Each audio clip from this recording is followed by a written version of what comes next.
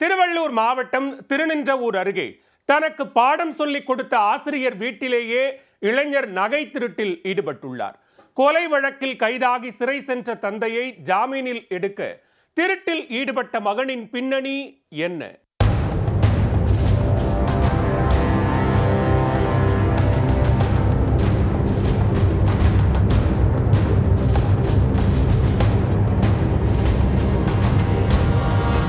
ஆசிரியர் வீட்டில் திருடிய நகைகளை கைப்பையில் போட்டுக்கொண்டு இளைஞர் சாவகாசமாக நடந்து செல்லும் சிசிடிவி காட்சிகள்தான் இவை. அடுத்தடுத்து திருட்டு சம்பவங்களில் ஈடுபட்டு பொதுமக்களை அச்சுறுத்தி வந்த இளைஞர் போலீசில் சிக்கியது எப்படி?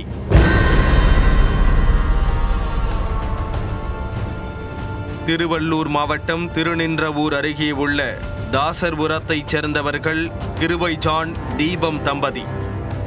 இருவரும் அரசு மேல்நிலை பள்ளியில் ஆசிரியர்களாக பணிபுரிந்து வருகின்றனர். கடந்த 27ஆம் தேதி காலை வழக்கம் போல பள்ளிக்கு சென்றுவிட்டு மதிய உணவு இடைவேளையில் உணவருந்த வீட்டிற்கு வந்துள்ளனர். அப்போது வீட்டின் பின்பக்க கதவு உடைக்கப்பட்டிருந்தது. இதை கண்டு அதிர்ச்சி அடைந்த தம்பதி உள்ளே சென்று பார்த்தபோது பேரதிர்ச்சி. படுக்கை அறையிலிருந்த பீரோவின் கதவுகள் உடைக்கப்பட்டு அதன் உள்ளே வைக்கப்பட்டிருந்த 24 சவரன் தங்க நகைகள், வெள்ளி பொருட்கள் மற்றும் 60,000 ரூபாய் ரொக்கம் ஆகியவை களவாடப்பட்டிருந்தது. என்ன செய்வதென்று தெரியாமல் உடைந்து போனவர்கள் திருநின்றவூர் போலீசில் புகார் அளித்தனர். புகாரின் பேரில் வழக்கு பதிந்து திருட்டு தொடர்பாக அதிகாரிகள் விசாரணையை தொடங்கினர். சம்பவம் நடந்த ஏரியாவில் சிசிடிவி கேமராவின் காட்சி பதிவுகளை ஆராய்ந்தனர். அதில் திருடிய நகைகளை கைப்பையில் போட்டுக்கொண்டு இளைஞர் ஒருவர் சாவகாசமாக நடந்து சென்றது தெளிவாக பதிவாகியிருந்தது. அந்த காட்சியை ஆசிரியர்களிடம் காட்டி இளைஞரின் அடையாளம் தெரியுமா என விசாரித்தனர். அதில் கிருபை ஜான், தீபம் ஆகிய இருவரும் அதிர்ந்து போனார்கள். தங்களது வீட்டில் திருடியது தாங்கள் பாடம் சொல்லிக் கொடுத்த 20 வயதான சத்யா என்பது தெரிய வந்தது. கடந்த மார்ச் மாதம் 24ஆம் தேதி வேறொரு வீட்டின் பூட்டை உடைத்து திருட்டில் ஈடுபட்டதாக சத்யா கைதாகி சிறைக்கும் சென்றுள்ளார். இதனால் அவர் குறித்த தகவல்களை திரட்டுவதில் போலீசாருக்கு அதிக நேரம் எடுத்துக் கொள்ளவில்லை. இதனையடுத்து தனிப்படை போலீசார் ஜாமீனில் வெளியே சுற்றித் திரிந்த சத்யாவை அவரது ஏரியாவில் வைத்து பிடித்தனர். ஆசிரியர் வீட்டில் நடந்த திருட்டுக்கும் தனக்கும் எந்த சம்பந்தமும் இல்லை என கூறி அடம்பிடித்துள்ளார்.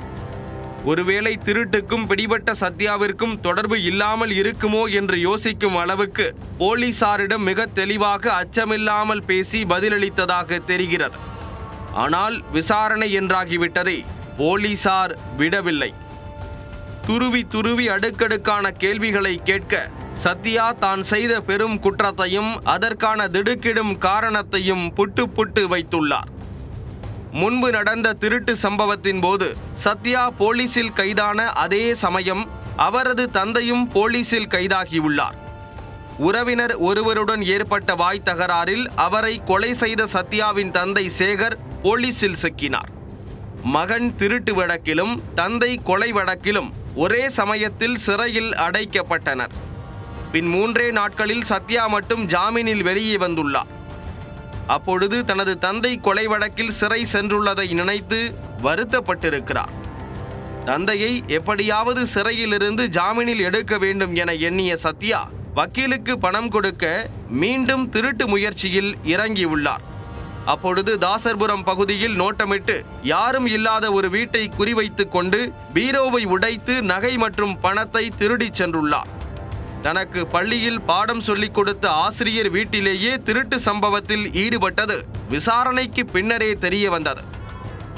இதனையடுத்து கைதான சத்யாவிடம் இருந்து 24 சவரன் தங்க நகை, வெள்ளி பொருட்கள், பணம் ஆகியவற்றை பறிமுதல் செய்தனர்.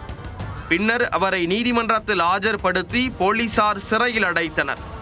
கொலை வழக்கில் சிறையில் இருக்கும் தந்தையை ஜாமீனில் எடுக்க தனக்கு பாடம் சொல்லிக் கொடுத்த ஆசிரியர் வீட்டிலேயே இளைஞர் திருட்டில் ஈடுபட்டது திருவள்ளூரில் சலசலப்பை ஏற்படுத்தி உள்ளது.